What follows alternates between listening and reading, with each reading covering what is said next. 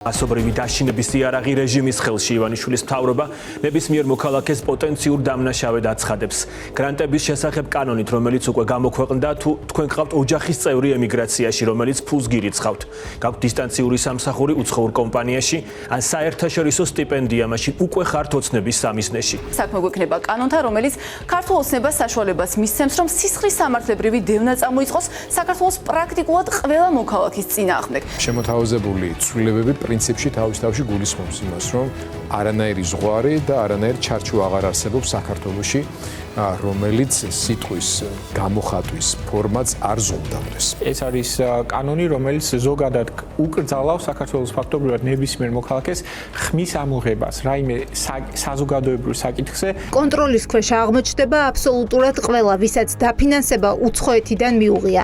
დაწყებული იურიდიული კომპანიები, კანონები, რომელსაც ახლა გვთავაზობენ, არის კანონები დიქტატურის დამყარების შესახებ. ყველა სიტყვა, რომელიც იქ წერია, ეს არის კანონით დიქტატურის დამყარების მცდელობა. ესენი მიდიან ფაშისტური გერმანიის გზით. რუსული კანონის ბრენდირება ოპოზიციისთვის საკმარისი აღარ არის. საზოგადოება ვერ მოატყუეს. ამიტომ ახლა ნარატივი კიდევ უფრო მძიმე ისტორიულ სიმბოლოზე, ფაშიზმზე გადააქვთ. გრანტების კანონის წინააღმდეგ ბრძოლა იურიდიულ ველში არ მიმდინარეობს. მას სოციალური აპოკალიფსის სცენარად ფუთავენ. ყველა დამნაშავეა, ყველა კონტროლის ქვეშაა. ხმის ამოღება აკრძალულია, კანონი რეპრესიულია. ეს უკვე არა ექსპერტული კრიტიკა, არამედ მასობრივი დაშინების ტექნოლოგიაა. და ამ ტექნოლოგიაში ჩართულია არა მხოლოდ დონორების მიერ დაფინანსებული პროპაგანდისტული მედია, არამედ მათი NGO-ქსელიც. ეს უკვე სცილდება უბრალოდ პოლიტიკურ კრიტიკას. მუშაობას სოციალური პანიკის მოდელი იწყებს. საერთაშორისო გამჭვირვალობა საქართველო, რომელსაც ეკა გიგაური კაპიტნობს, სოცქსელებით დიდ ბანერებს ავრცელებს და მაქსიმალურად ფართო სოციალური ჯგუფების შეშინებას იწყებს. აქ ერთ სურათში თავმოყრილია კულტურა, მედიცინა, განათლება, IT, ემიგრაცია და სპორტიც კი. ეკა გიგაური უტიფრად ცრუობს თითქოს გრანტების კანონში ცვლილებების შეტანის შემდეგ ჰონორარს ვერ მიიღებს ვერც მომღერალი, ვერც მსახიობი, ვერც რეჟისორი და ვერც მწერალი. შეჩერდება სასწავლო პროგრამები. უცხოელი ექიმები ვერ მოემსახურებიან ქართველ პაციენტებს. შემოსავალი აღარ ექნებათ ინფლუენსერებს YouTube-დან და TikTok-დან. მეწარმე ვერ მიიღებს დახმარებას. ემიგრანტები ფულს ვერ გადმორიცხავენ. ფეხბურთის ფანები ვეღარ უგულშემატკივრებენ საყვარელ გუნდებს. ეს უკვე არა იურიდიული კრიტიკა, არამედ ტოტალური დაშინების ტექნოლოგიაა, გზავნილით ყველა დაზარალდება. საფრთხე აქ ხელოვნურად უნივერსალიზდება. დეტალები ქრება, რჩება მხოლოდ პანიკა. ასე ქმნის კაპიტანი გიგაური სოციალური აპოკალიფსის ეფექტს. ამით კი ის პროტესტის გაფართოებას ცდილობს. ხელოვნურად გაბერილ საფრთხის რუკაზე ამიტომაც ნიშნავს სხვადასხვა პროფესიის ადამიანებს. გვეუბნებიან, რომ ყველაფერი გაჩერდება, მაგრამ შეგნებულად არ შედიან ცვლილებების შინაარსში. არც კონკრეტული მუხლები, არც სამართლებრივი განმარტებები ან პრაქტიკული მაგალითები. არის მხოლოდ მყვირალა, დამზაფრავი და ემოციური განცხადებები. ემოციური გადატვირთვა ფაქტების ნაცვლად ახალი პრაქტიკა არ არის. იგივე ტაქტიკა ეგრეთ წოდებული რუსული კანონის დროსაც გამოიყენეს. მიზანი არა ახსნა, არამედ შოკი და მობილიზებაა. თუ ბევრს მოატყუებენ და პროტესტში ჩართავენ, ქუჩაში გამოიყვანენ და მართავენ, მით უფრო ეფექტური და შედეგიანი იქნება მათი ბრძოლა ხელისუფლების წინააღმდეგ. ეკა გიგაური აქცენტს მაშინაც სხვადასხვა სოციალურ ფენაზე აკეთებდა იმ იმედით, რომ ამ გზით პროტესტს გააფართოვებდა და ლეგიტიმაციას შესცენდა. დემონსტრაციაზე გამოვიდა ძალიან ბევრი პროფესიული ჯგუფი, ხო? აქ იყვნენ მსახიობები, იყვნენ რეჟისორები, იყვნენ არასამთავრობო ორგანიზაციები, იყვნენ პოლიტიკური პარტიების წარმომადგენლები, იყვნენ ჟურნალისტები. ჩვენ ყველანი გაგვაერთიანეს ამ ადამიანებმა აი ამ ბრძოლაში. ახლა ემოციები გვერდით გადავდოთ და კანონ პროექტის შინაარსში შევიდეთ. ზუსტება გრანტების განმარტება და განისაზღვრება, რომ გრანტად მიიჩნევა აგრეთვე ნებისმიერი პირისთვის ფულადი ან ნოტარიული ფორმით ნატურალური ფორმით გადაცემული სახსრები, რომლებიც ხმარდება ან შეიძლება მოხმარდეს საქართველოს ხელისუფლებაზე, სახელმწიფო დაწესებულებებზე ან საზოგადოების ნებისმიერ ნაწილზე რაიმე გავლენის მოხდენის რწმენით. ან განზრახვით განხორციელებულ ან განსახორციელებელ ისეთ საქმიანობას, რომელიც მიმართულია საქართველოს საშინაო ან საგარეო პოლიტიკის ჩამოყალიბებისკენ, გატარებისკენ ან შეცვლისკენ. შესაბამისად, ცვლილებები მიმართულია მხოლოდ გრანტების გამცემ სუბიექტებსა და ორგანიზებულ ფინანსურ ნაკადებზე. ჩამონათვალი მოკლეა. NGO ფონდები და ორგანიზაციები, რომლებიც უცხოურ დაფინანსებას იღებენ და მერე ამ ფულს საქართველოს პოლიტიკაში არალეგალური გზებით დებენ. ეს იქნება კანონის მთავარი სამიზნე და არა მომღერალი, მსახიობი, აიტიშნიკი, ემიგრანტი, ინფლუენსერი, პაციენტი ან ფეხბურთის გულშემატკივარი. ეს ჯგუფები ბანერებში ჩნდებიან არა იმიტომ, რომ კანონი მათ ეხებათ, არამედ იმიტომ, რომ ასე უფრო მარტივი და მასიურია პანიკის შექმნა. რეალურად გრანტების გაცემაზე შემოდის სახელმწიფო კონტროლის მექანიზმი. გრანტების შესახებ კანონით დადგენილი წესების დარღვევისთვის წესდება სისხლისამართლებული პასუხისგებლობა. შესაბამისი დარღვევა გამოიწვევს ჯარიმას საზოგადოებისთვის სასარგებლო შრომას ვადით 300-დან 500 საათამდე ან თავისუფლების აღკვეთას ვადით 6 წლამდე. თუ უცხოური წყაროდან შემოდის ფული და ის საქართველოში გრანტის სახით ნაწილდება, სახელმწიფოს ექნება უფლება იცოდეს, ვინ გასცა, ვის მისცა, რა მიზნით და რა მოცულობით. კანონის ლოგიკა ფინანსური გამჭვირვალობაა და არა ცალკეული პირების ცხოვრების კონტროლი ან თავისუფალი აზრის აკრძალვა. შეგვაქვს ცვლილებები კანონმდებლობაში, რათა მომავალში ვერავინ გამონახოს ალტერნატიული გზა საქართველოში ქვეყნის საზღვრებს გარედან არეულობისა და ძალადობის დასაფინანსებლად. ამ კანონით სახელმწიფო ამბობს, რომ პოლიტიკა ხალხის მიერ არჩეული ხელისუფლების საქმეა და არა გარედან გრანტებით დაფინანსებული ქსელების. აქცენტი კეთდება პოლიტიკურად აქტიურ დაფინანსებაზე. ჰონორარები, ემიგრანტების ფული, დისტანციური სამსახურის საერთოდ სხვა კატეგორიაა. ემიგრანტები, აიტიშნიკები, არტისტები. ეს არის კერძო ტრანზაქციები, შრომითი ან სამოქალაქო ხელშეკრულებები და პირადი შემოსავლები. გრანტი კი არის მიზნობრივი, ორგანიზებული, უფასო ფინანსური დახმარება კონკრეტული პროექტისთვის, მაგრამ ისინი გრანტს და პირად შემოსავალს შეგნებულად ურევენ. რეალური ცვლილებების შინაარსი გრანტების გამჭვირვალობის გაზრდას ეხება, მაგრამ გამჭვირვალობის შესახებ კანონის მიღების შემდეგ, რატომ დასჭირდა ხელისუფლებას დამატებითი ცვლილებები? ახლა უკვე გრანტების შესახებ კანონში. ნახოთ, გამჭვირვალობის შესახებ კანონი მხოლოდ საგრანტო ფინანსების აღრიცხვას ეხებოდა. ვინ საიდან და რამდენს იღებს უცხოურ ფულს?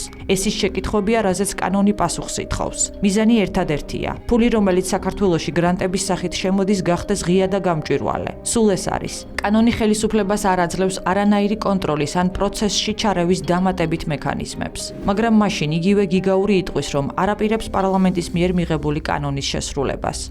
ჩვენ როგორც ბევრჯერ გვითქვამს, არ ვაპირებთ რუსული კანონებით ცხოვრებას ამ ქვეყანაში და შესაბამისად არც რუსული კანონის მოთხოვნებს შევასრულებთ, ეს ნამდვილად ასე იქნება. გაფართოების საკითხებში ევროკომისარი მარტა კოსიკი პირდაპირ მიანიშნებს, რომ ბრიუსელი არ აპირებს პატივისცეს საქართველოს კანონმდებლობას. ჩვენ ახლა ვეძებთ გზებს თუ როგორ გადავცეთ მათ ფული ისე რომ არ დავაზარალოთ ისინი. ასეთივე კანონები მოქმედებს ევროკავშირში. ქვეყნები ცდილობენ ზედმიწევნით გააკონტროლონ საკუთარი პოლიტიკური სივრცე უცხო ქვეყნების ჩარევისგან, თუმცა ქართული კანონი აღიქმება როგორც ბარიერი, რომლის გვერდისავლაც აუცილებელია. ქვეყნის შიგნით NGO დაუმორჩილებლობას გამოაცხადებენ. ქვეყნის გარეთ დონორები იტყვიან, რომ კანონის გვერდის ავლით ალტერნატიულ გზებს მოძებნიან. გამოდის, რომ არც შიგნით ემორჩილებიან და არც გარედან აპირებენ პატივისცემას. ეს კი უკვე აღარ არის დისკუსია რეგულაციებზე. ეს არის სახელმწიფო სუვერენიტეტის ღია გამოწვევა. გამჭვირვალობის შესახებ კანონს შავი ხვრელები ბრიუსელში უპოვეს და ახალი სქემებიც ააწყვეს. ლოგიკური რეაქცია ასეთ ვითარებაში ყოველთვის ერთია: შავი ხვრელების ამოვსება, რაც წესების გამკაცრებას იწვევს. იმიტომ რომ ხელისუფლებას უკვე უწევს აღრიცხვიდან კონტროლზე გადავიდეს. ახლა უკვე კანონს აინტერესებს უფრო მეტი.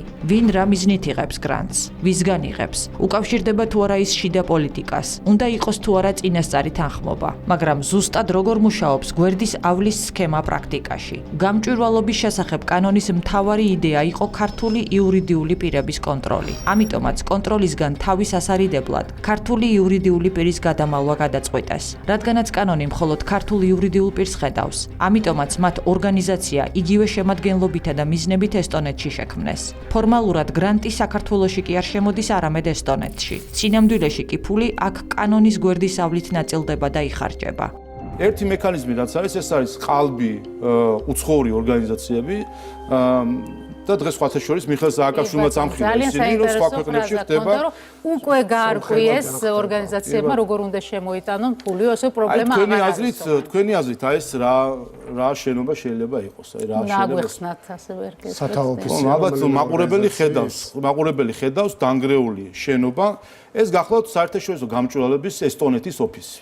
ეს გახლავთ ასევე ნინო ლომჯარიას ევროპული ორბიტის ესტონეთის ოფისი. ეს გახლავთ იგივე მისამართი გახლავთ ეგრეთ წოდებული მედია სინამდვილეში პროპაგანდის ინსტრუმენტი პუბლიკას ესტონეთის მისამართი და კიდე რამდენიმე სხვა ასეთი ორგანიზაციას. აი ეს არის, რასაც აკეთებს დღეს ესტონეთი საქართველოს წინააღმდეგ, როდესაც ყალბი ორგანიზაციები ფუძდება იქ, თითქოს ისინი არიან არასამთავრობო ორგანიზაციები, Z-ხედსაც გაჩვენებთ თუ გინდათ და Google Maps-ში იძებნება ლიანდაგის გვერდზე არსებული რაღაც დანგრეული შენობა და ამას გვეუბნებიან, რომ ეს არის ესტონური ორგანიზაცია. აი ამას აკეთებს ახლა დღეს საუბრობთ. საჭირო ესტონეთის საგარეო საქმეთა მინისტრმა ეს ყველაფერი კარგად ჩანს და არის დოკუმენტები ამ ყველაფრის. საერთაშორისო გამჭვირვალობა საქართველოს ესტონეთის მისამართი. ქალბატონი ეკა გიგაური და ალექსანდრე ბარამიძე არიან რეგისტრირებული. საქართველოს ევროპული ორბიტა, ნინო ლომჯარია, მიხეილ ბენიძე. აქ საინტერესო ის არის, რომ ესტონეთი ესტონური პირადი ნომრები აქვს მითითებული და ქართული პირადი ნომრები, არ ვიცი იქ რა სამართლებრივი სტატუსი აქვს მოპოვებული ესტონეთში, ესეც კიდე ცალკე საკითხი არის. პუბლიკა გამოცემა ესტონური მედია გამხდარა, ONG გამოცემა ესტონური მედია გამხდარა, ტაბულა მედია ესტონური მედია გამხდარა. და კიდე ერთი საინტერესო ადამიანიც არის აქ. ჩვენთვის როგორც მედიცინის მუშაკად წარმოდგენილი და BBC-ს ფილმის საქართველოს წინააღმდეგ ცილისწარმოების ფილმის ერთ-ერთი მთავარი პერსონაჟი მედიცინის მუშაკი კონსტანტინე ჩახუნაშვილი აღმოჩნდა ესტონური არასამთავრობო ორგანიზაციას Content Creators Georgian Association of Content Creators. ესე ქვია, კონტენტ კრეატორი NGO-შნიკი აღმოჩნდა ქალბატონი კონსტანტინე ჩახუნაშვილი და მისი მეუღლე. ესენიც ესტონური NGO-ები არიან, თურმე ეს ის ხალხია, რომელზე დაყრდნობითაც ცილი დასწამეს საქართველოს, რომ თითქოს პირველი მსოფლიო ომის იარაღი გამოყენება. აი ეს სქემები არის დღეს ევროკავშირის სქემები საქართველოს პოლიტიკური გავლენის მოსაპოვებლად. ის რომ NGO სექტორმა ქვეყანაში შავი ფულის შემოტანის ქსელი შექმნა, ადასტურებს სააკაშვილიც. გრანტებზე ჩვენებმა უკვე ისწავლეს, სომხეთში ან სხვა ქვეყნებში ხსნიან ანგარიშებს და ეგრე შემოაქვთ საარსებო ფული.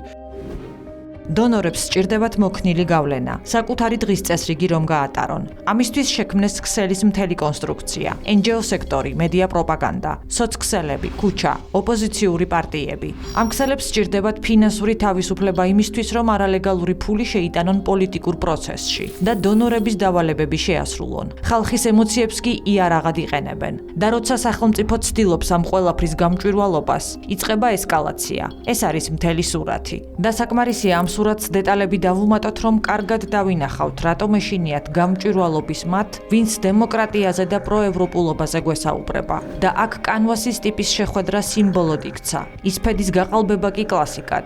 კანვასის შეხვედრა სიმბოლოდ იქცა იმიტომ, რომ მანაჩვენა როგორ მუშაობენ უცხოური ორგანიზაციები. დონორები ფარულად იმისთვის, რომ სისხლიანი რევოლუცია მოაწყონ და გარე ძალებისთვის მიუღებელი ხელისუფლება დაამხონ. გამოცდილი რევოლუციონერები აქტივისტებს ასწავლიან ქუჩის პროტესტის მოწყობას, ბარიკადების აგებას, პოლიციისთვის წინააღმდეგობის გაწევას, სახელმწიფო შენობების ბლოკირებას, გზების ჩახერგვას.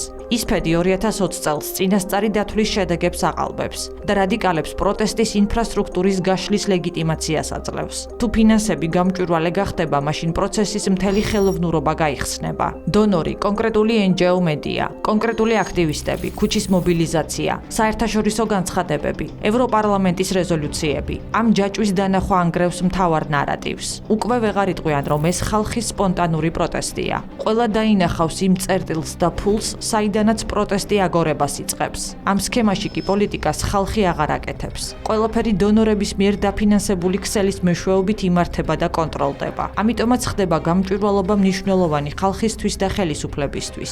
ამიტომაც ეწინააღმდეგებიან კანონს დონორები და NGO სექტორი. კანონის გამკაცრებით და პროცესის გაკონტროლებით ხელისუფლება ცდილობს თქვას: თუ პოლიტიკას აკეთებ, აკეთე ღიად.